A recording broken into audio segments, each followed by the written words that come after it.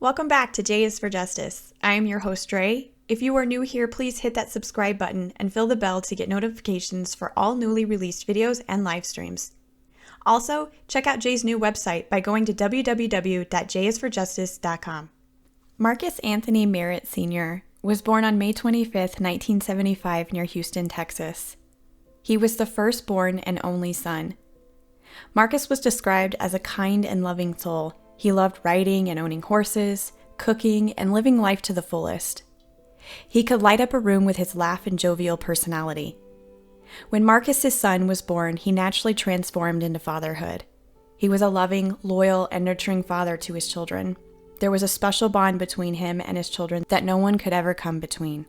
Sometime in the early 2000s, Marcus gets married to a local woman named Astria, and the pair decide to move to Louisiana. The two rented a home in a modest little country town called Leonville in St. Parish County. With Marcus working in construction and Astria a nurse, they both made an honest living. Life at this time seemed to be pretty normal for the Merritts, that is until 2012. Sometime in that year, Marcus was having an affair with Astria's cousin. He was arrested in August of 2012 for simple battery involving domestic violence.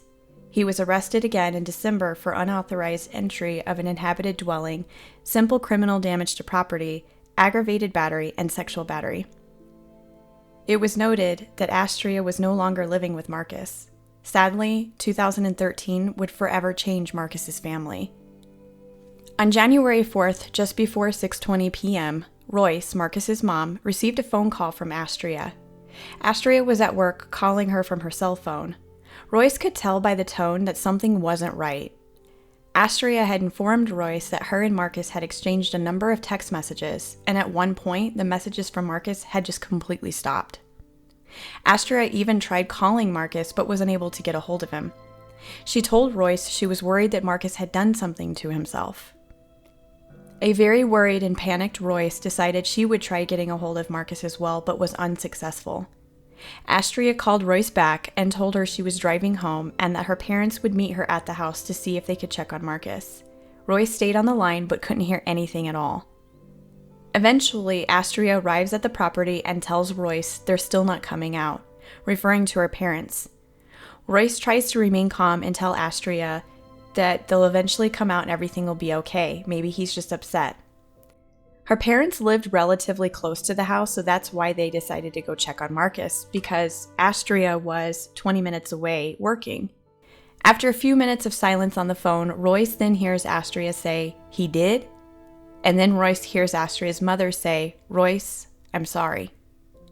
Apparently, while Royce was on the phone with Astria, her parents had discovered Marcus's lifeless body in the master bedroom next to the bed.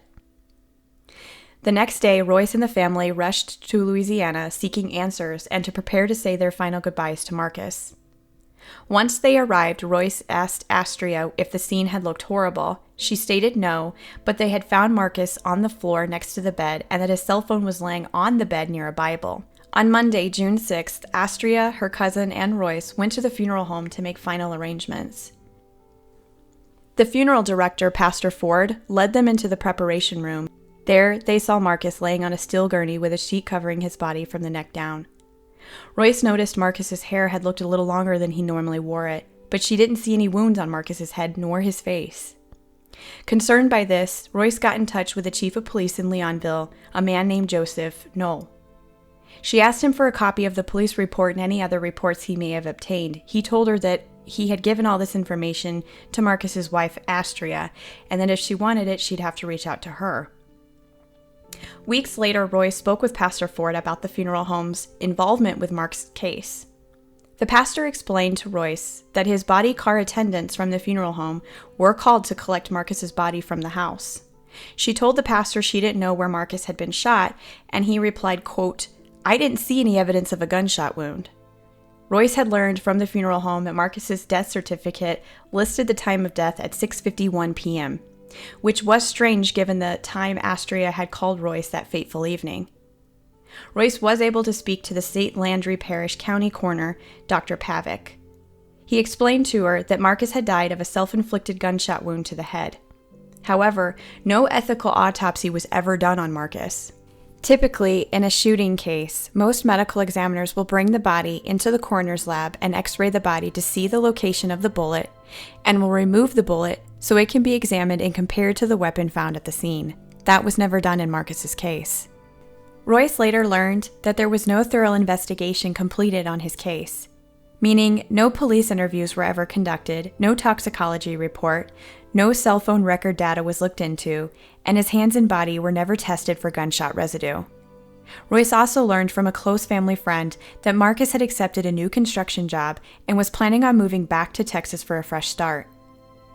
For the last 8 years, Royce has been fighting for answers and for an ethical investigation to be completed on her son's case. She's contacted the DA numerous times and the Louisiana Attorney General's office for assistance, but she's always getting the runaround. In 2016, Royce and an investigative team willing to help her were able to get Marcus's body exhumed. A toxicology report showed numerous debilitating drugs in his system, most notably fentanyl and methanol. Marcus never had a history of using hard drugs. It was noted from Royce's investigative team who viewed the crime scene photos that Mark's body was sitting in the upright position in front of the nightstand, which means he would have had to have made a 90-degree turn after shooting himself. Also, the .32 caliber pistol was found lying next to Marcus's left hand, which Mark was right-handed. Even with Royce and the investigative team bringing forth new information on Marcus's case, the state of Louisiana still considers his case a suicide. To this day, Royce and the family has never given up hope and are still fighting for answers on what really happened to Marcus Anthony Merritt Sr.